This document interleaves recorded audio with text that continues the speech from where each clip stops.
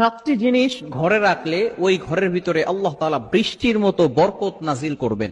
নবীজি সাল্লাল্লাহু আলাইহি ওয়াসাল্লাম নিজে আমাদেরকে জানিয়ে দিয়েছেন যে সাতটি খাবারের কথা, এগুলো যদি আপনি আপনার ঘরের ভিতরে রাখেন, আপনার খাবার তালিকায় যদি এগুলো রাখতে পারেন, আল্লাহ তাআলা সেই ঘরের ভিতরে বরকত নাজিল করে দিবেন।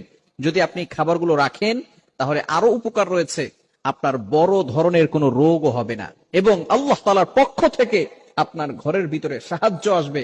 আল্লাহ তাআলা নিজ কুদরতি হাত দ্বারা আপনাকে হেফাজত করবেন। সাতটি খাবারের ভিতরে এক নাম্বার খাবার হচ্ছে মধু। মধু আমরা অনেকেই খাই এবং মধুর ভিতরে কিন্তু অনেক শেফা রয়েছে।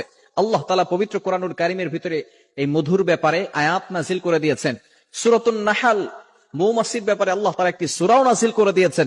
আল্লাহ তাআলা নিজে বলে দিয়েছেন 14 নম্বর পারা 13 নম্বর পৃষ্ঠার 7-8 নম্বর লাইন সূরাতুন নাহলের 69 নম্বর আয়াতের একটি অংশ আল্লাহ তাআলা বলেন, ইয়াখরুজু মিন বুতুনিহা শারাবুম মুখতালিফুন আলওয়ানুহু ফীহি শিফাউল লিন-নাস।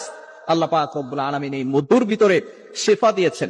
মাসের ভিতরে যদি মাত্র 3 বার আপনি হাতের ভিতরে ঢেলে চেটে মধু খান, আল্লাহ তাআলা আপনাকে এই মধুর ভিতরে এমন শিফা দিয়েছেন, আল্লাহ তাআলা সকল বড় ধরনের রোগ থেকে আপনাকে হেফাজত করবেন। তৃতীয় নাম্বার খাবার হচ্ছে কালো জিরা।